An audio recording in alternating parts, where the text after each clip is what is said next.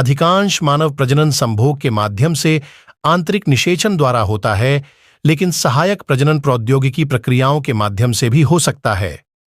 औसत गर्भधारण अवधि 38 सप्ताह है, लेकिन सामान्य गर्भावस्था में 37 दिनों तक का अंतर हो सकता है। मानव में भ्रूण विकास के पहले 8 सप्ताहों को कवर करता है। 9वें सप्ताह की शुरुआत में भ्रूण को भ्रूण कहा जाता है।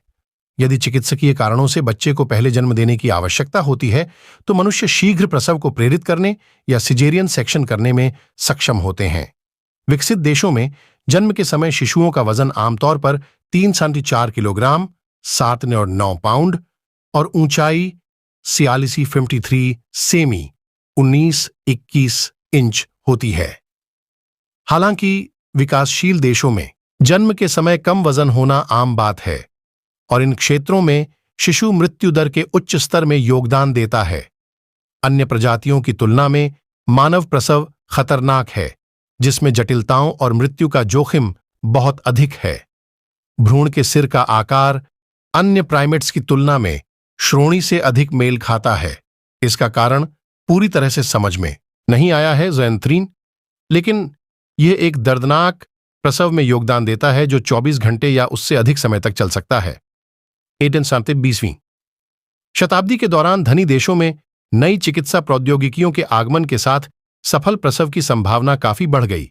इसके विपरीत दुनिया के विकासशील क्षेत्रों में गर्भावस्था और प्राकृतिक प्रसव खतरनाक बने हुए हैं। मात्र यों के आगमन के साथ सफल प्रसव की संभावना काफी बढ़ गई। इसके विपरीत दुनिया के विकासशील क्षेत्रों में गर्भावस्था और प्राकृतिक प्रसव खतरनाक बने हुए हैं। मातृ मृत्यु दर विकसित देशों की तुलना में लगभग 100 गुना अधिक है। अन्य प्राइमेट्स के विपरीत माता और पिता दोनों मानव संतानों की देखभाल करते हैं, जहां माता पिता की देखभाल ज्यादातर मां द्वारा की जाती है। जन्म के समय असहाय मनुष्य कुछ वर्षों तक बढ़ता रहता है। आमतौर पर 15 से 17 वर्ष की आयु में यौन परिपक्वता तक पहुंचता है। मानव जीवन काल को 3 से 12 चरणों तक विभिन्न चरणों में विभाजित किया गया है। सामान्य चरणों में शैशवावस्था, बचपन, किशोरावस्था, वयस्कता और बुढ़ापा शामिल हैं।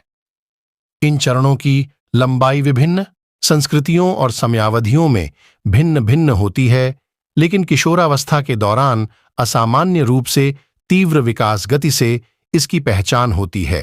मानव महिलाएं लगभग 50 वर्ष की उम्र में रजोनिवृत्ति से गुजरती हैं और बांझ हो जाती हैं। यह प्रस्तावित किया गया है कि रजोनिवृत्ति एक महिला की समग्र प्रजनन सफलता को बढ़ाती है, जिससे उसे अपनी मौजूदा संतानों में अधिक समय और संसाधनों का निवेश करने की अनुमति मिलती है और बदले में उनकी बच्चे दादी परिकल्पना, बजाय इसके कि बुढ़ापे तक बच्चे पैदा करते रहें। किसी व्यक्ति का जीवन काल 2 प्रमुख कारकों पर निर्भर करता है: आनुवंशिकी और जीवन शैली विकल्प। जैविक, आनुवंशिक कारणों सहित विभिन्न कारणों से महिलाएं पुरुषों की तुलना में औसतन 4 साल अधिक जीवित रहती हैं। 2018 तक एक लड़की के जन्म के समय वैश्विक औसत जीवन प्रत्याशा एक लड़के के लिए 70.4 वर्ष की तुलना में 74.9 वर्ष होने का अनुमान है। मानव जीवन प्रत्याशा में महत्वपूर्ण भौगोलिक विविधताएं हैं जो ज्यादातर आर्थिक विकास से संबंधित हैं। उदाहरण के लिए हांगकांग में जन्म के समय जीवन प्रत्याशा लड़कियों के लिए 77.6 वर्ष और लड़कों के लिए 21.8 वर्ष है, जबकि मध्य अफ्रीकी गणराज्य में यह लड़कियों के लिए 45.0 वर्ष और लड़कों के लिए 50.6 वर्ष है। विकसित दुनिया आमतौर पर बूढ़ी हो रही है। औसत आयु 40 वर्ष के आसपास है। विकासशील देशों में औसत आयु 15 से 20 वर्ष के बीच है, जहां 5 में से 1 यूरोपीय 60 वर्ष या उससे अधिक आयु का है। वहीं 20 अफ्रीकियों में से केवल 1 ही 60 वर्ष या उससे अधिक आयु का है।